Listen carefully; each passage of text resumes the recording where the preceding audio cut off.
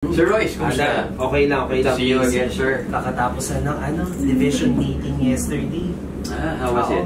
Well, may pinaplata sa amin ng kalendaryo para in terms of the activities for first quarter. Now, I want to be, para kasi may meeting pa ako after this, no? Now, ang ginawa kasi sa amin ng div head namin is pinagawa na kami ng activities, series of activities. And, mind nyo lang, that's across all products. Okay? Kasi yun, may solutions pa ito tayo. Pero Alan, kasi parang tinignan ko yung productivity ng area ko last time, nag-work sa akin yung Banca Day, tsaka yung mga small life talk. Tanda mo nung nag-life talk tayo dati na madami about estate planning. Dalawa lang na-convert natin. Ilan yung umattend nun? 50 ata yun eh. Oo, ayoko na nung maraming audience. Bigyan mo ako ng activity, can you come up with an activity? Gusto ko targeted at saka small audience lang. And then yung Banca Day natin, how we can improve the Banca Day. Banca Day? Oo, gusto ko gawin natin pag March yan, for the month of March. March, sige sir. Kasi, Sir Royce, no, kung gusto niyo yung Banca Day, based on the data here, itong personal segment natin, 33% of the customers who availed B-Plaque from January 1 till December 7 of last year are aged 30 to 39. Ngayon, we have a huge opportunity to tap the age bracket of 40 to 49 years old. Okay. Sir Royce, pwede kaya nating i-target yung Banca Day na gusto nyo activity to this particular age bracket for your personal segment? Pwede naman, pero paano natin i-execute yun? Because I wanted to be more different this time, yung approach sa Banca Day natin. How different do you want it to be? Kasi dati normally masabi lang na Banca Day, may mga balloons na nakalagay, di ba? So, paano natin gagawin na medyo mas target? Kasi you mentioned kanina, 33%, 30 to 39. Then yung 40 to 49 natin, 22% lang yun, right? So how can we make it more targeted in such a way na pati yung range ng 40 to 49 natin dito, medyo matap natin? Which one? Yung age range ng personal segment pagdating sa Banca Day. Sige. Kasi you mentioned a while ago you wanted to be targeted. Tama ba, Sir Royce? No? Tama rin ba na you wanted to be targeted, that way we get to really improve the conversion rate? Oo, tsaka kasi di ba parang nag-Banca Day tayo dito, parang na-mention ata dati, hindi kasama ka sa meeting nun yung parang may mga ETMs na ata, na padadala. Can we do that sa Banca Day ba? Yes. Okay. Kasi ako, Sir Royce, ang nakita kong opportunity dito, dahil based on the data, dun sa personal segment nyo, the top 3 products are BLP, LRP, and Critical Care Plus. CCP, Oo. So, napansin ko, dun sa CCP, 9% lang ang nag-avail ng CCP. Majority are BLP and LRP. So, it gives me that impression na big chunk of your personal customers are still not yet prepared for critical illness. Okay. Tama ba, Sir Royce? Yeah, I would say, based on the percentage that I can see here, kung sakali, would you be okay if ang tatargetin nating market segment is personal? Okay. And then, ang iaano natin na value proposition is health and wellness. Pwede naman. So, parang more on critical care plus yung proposition natin. Correct. Kasi nandun yung potential, growth potential natin, sir. Dahil a big chunk of your customers, tingin ko, based on this data, aren't protected yet or aren't prepared yet for critical illness. Okay. So, gagawin natin yan for the Banca Day or for other activities? What do you think? Kasi kailangan, advance ako masyado. Gusto ko as early as March. For the month of March, meron na ako nakaplantilla na kalendaryo for these activities. Well, pwede natin siyang pwede ba tayo mag-send ng EDMs?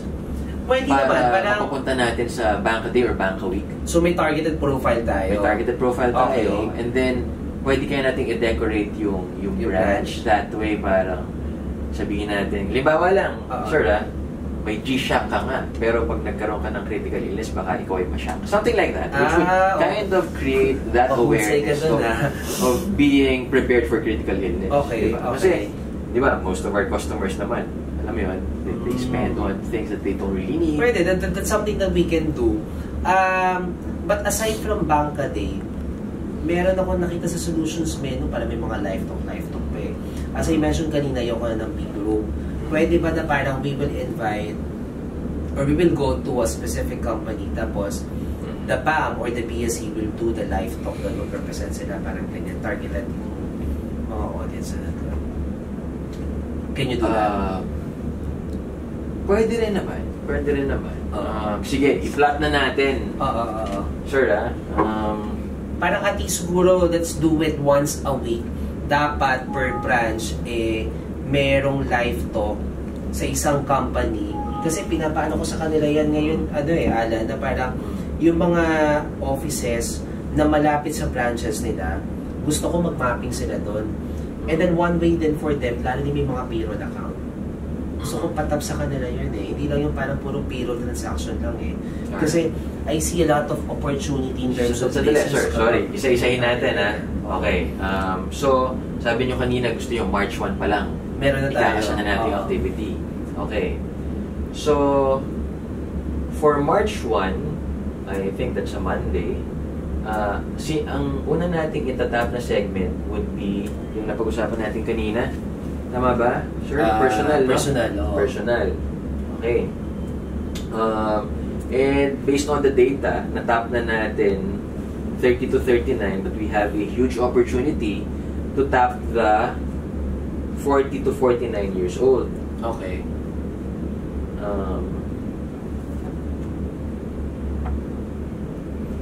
So, kayo ba, sir, sa tingin nyo, based on your area, based on your demographics, sino pa po dito sa apat na sub-segment ang malaki pa yung untap natin dito sa area nyo? Will it be the employees, the millennials, the middle market families, or the... Siguro pwede natin itap yung mga millennials. Employees rather. Sorry. Okay.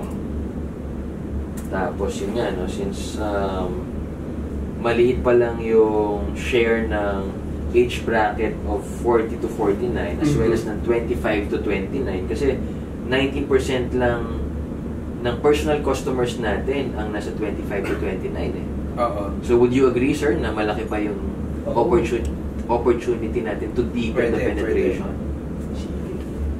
So, anong gusto nyo i-prioritize, sir? 25 to 30 or 40 to... 25 to 29 tayo. 25 to 29. Oo. Sige. Naghang. Ayun. Siguro yung mga, 25 to 30 mo. Okay.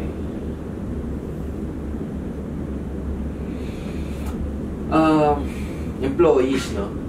Any particular company, Sir Royce, that siguro i-ano muna natin. Meron ba tayong mga payroll? Yung mga payroll ang target natin dyan. Sige. Kaya ba yun, Alan, na magtutok ka sa isang... Pwede. Yun, pwede natin gawin yun.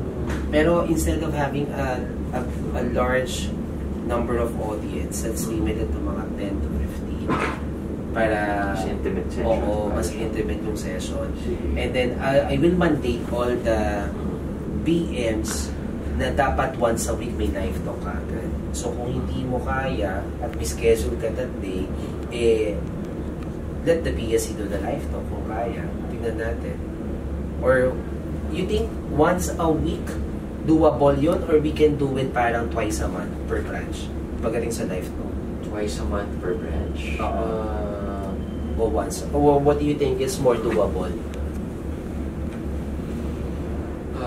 Kasi kung ikaw lang ang magtutok, yun ang concern ko. Baka mamaya magkasabay-sabay ako once a week. Meron pa naman tayong ibang activities na pwede ka. Siguro for Q1, what we can do is, since ako pa lang muna, but eventually kasi yung mga BSCs natin may empower na Okay. So papunta na tayo doon. So by quarter 2, mas may improve natin yung frequency. Okay. But for Q1, once a month per branch kaya. Once a month na muna tayo. Okay, sige. Tapos I'll ask them to send you a calendar invite na naka-CC ako din para namo-monitor ko din pagdating dun sa calendar of activities nila. Ganun ang gawin natin. So, confirm ko lang, sir, no? Ang gagawin natin would be Banca Week. Yes, at saka live talk. So, yung live talk eh.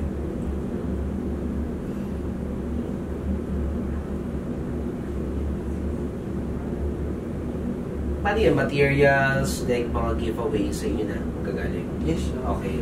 Mga, na-mention nyo kanina, mga ilang So, customers let's limit na to mga 10 to 15. 10 to 15 per run, per branch. Siguro mandate natin sila na kailangan may mga 15 audience. 15 audience. Yes, yes. Anong branch gusto nyong unahin natin sa March 1? Ito, unahin natin yung area office para magising yung PM dito. Wala masyadong production eh.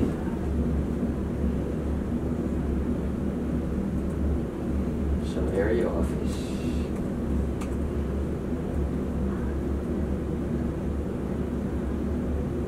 And then 10 to 15, no?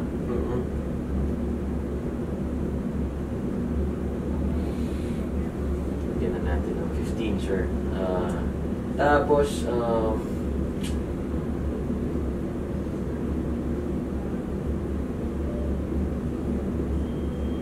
magkano kaya ang gagastos natin? Well, naka-base. Kayo ata mag-release ng budget yan eh, no?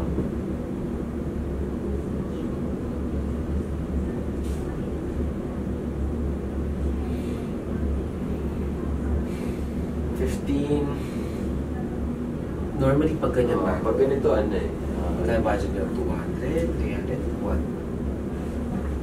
100. So parang 100 per head ang ano nyo. So yan, tama, 1.5. Tapos, paano niyan, sir? Makakapag-send kaya tayo ng EDM targeting these market segment? Pwede naman. Pero pag ganyan segment nyo na mag-aasikaso or ba tayo? Well, pwede naman. Pero since we're tapping itong nasa payroll account nyo, sir, okay, pwede kayo makapag EDM tayo or paano? Pwede ako magpa-hub session dyan. Si CRS na lang? Oo, CRS. But at the same time, padala ng EDM siguro yung segment nyo. Ganyan. Sige. Tapos relate na lang doon sa CRM group namin. Okay. So, from this activity, sir, no, the projected ANP at 4 case counts. So, halimbawa, sir, nakapag-convert tayo, 4 case counts, so lumalabas 30% audience. 30% of the 15 attendees.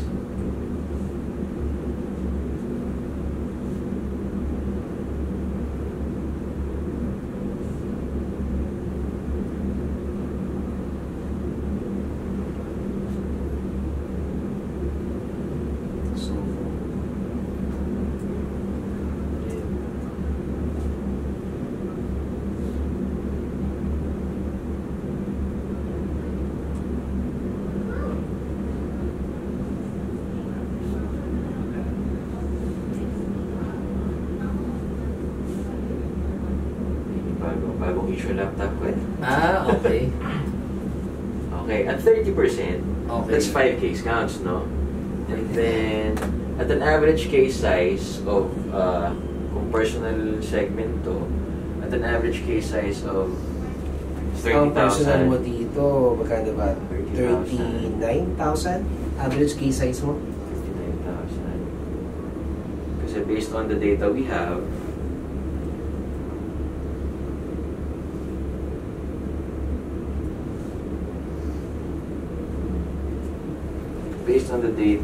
the average case size is 39,000. Okay.